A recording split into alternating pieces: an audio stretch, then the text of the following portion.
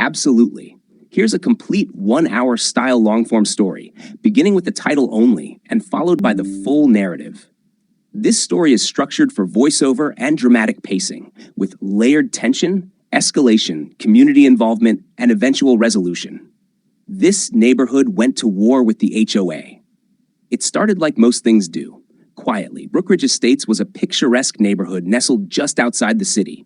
Tree-lined streets, perfect lawns, rows of beige and taupe homes with matching shutters and smooth sidewalks. It was the kind of place where people waved from their driveways and kids rode bikes until sunset. The kind of place you'd think was safe, stable, unshakable. But underneath that pristine exterior was a pressure cooker. For years, the Homeowners Association, or HOA, had been more nuisance than nightmare. Fines for trash bins left out past noon, letters for slightly overgrown hedges, warnings about basketball hoops left in driveways. People grumbled, but they paid their dues and tried to keep the peace. Until the new board took over.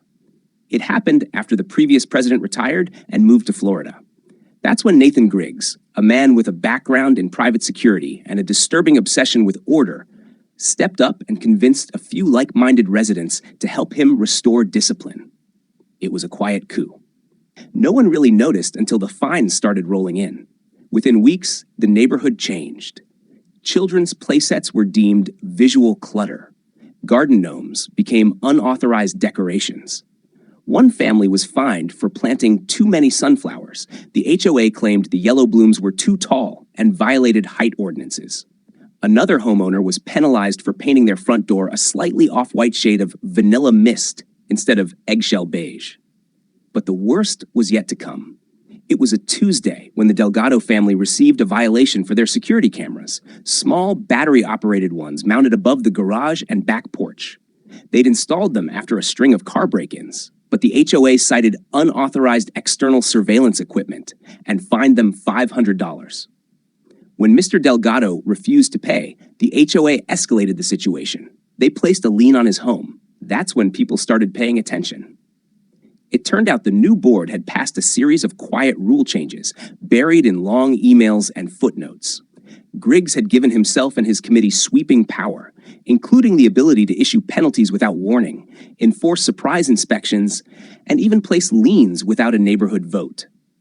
A few brave neighbors decided enough was enough. Sarah Lou, a local librarian with no legal training but a sharp sense for research, started collecting stories. She created an anonymous tip line and found that nearly half the neighborhood had been hit with unfair fines in the last 2 months. Some were outrageous. One resident was cited for a discolored welcome mat.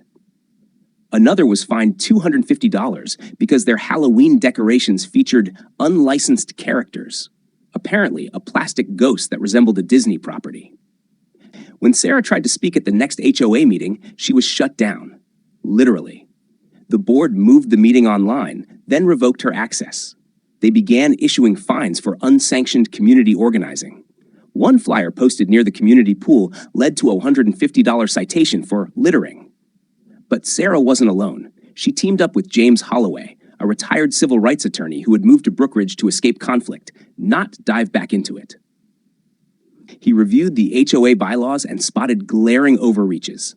Together with Sarah, they started recording everything. Every fine, every notice, every time someone was intimidated by an HOA rep.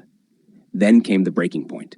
A single mother named Tasha Jenkins received an eviction warning over unpaid fines totaling $4,300. Her violations? Letting her dog bark after 8 p.m., leaving a stroller on the porch, and having a wind chime that exceeded acceptable sound levels. She worked 2 jobs and had never been late on her mortgage, but now she was facing legal threats. The community rallied. Dozens of neighbors showed up to her front lawn, wind chimes in hand. They hung them from trees, fences, even mailboxes. The HOA sent a security patrol, 2 off-duty cops hired by Griggs. What they found was a group of peaceful neighbors sitting on lawn chairs, sipping lemonade, and surrounded by softly tinkling chimes. It went viral. A teen posted a TikTok titled, "Chimes Not Crimes." It exploded online. 5 million views in 3 days. News vans arrived, journalists knocked on doors, and suddenly, Brookridge Estates became ground zero in the national debate about HOAs and homeowner rights.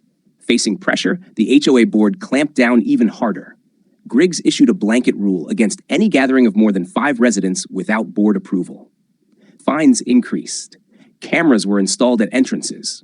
Notices arrived daily, many for fabricated violations like inadequate mulch density or excessive driveway chalk art.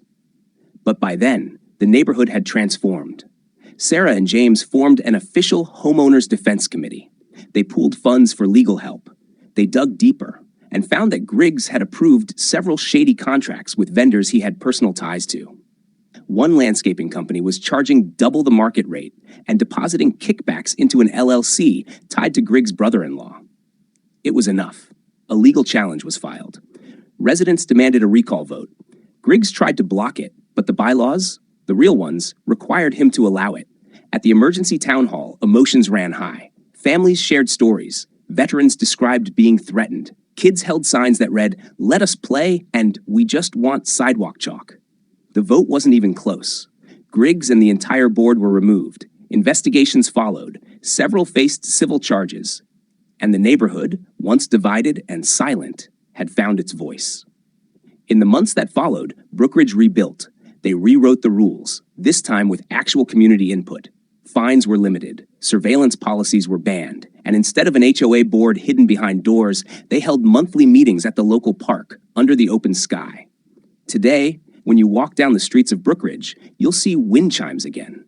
Sidewalk chalk drawings, garden gnomes, kids laughing, flags flying, and neighbors who talk, not whisper, about how they once took on power, stood together, and won. Because they learned the hard way. You don't mess with a neighborhood that decides it's done being bullied.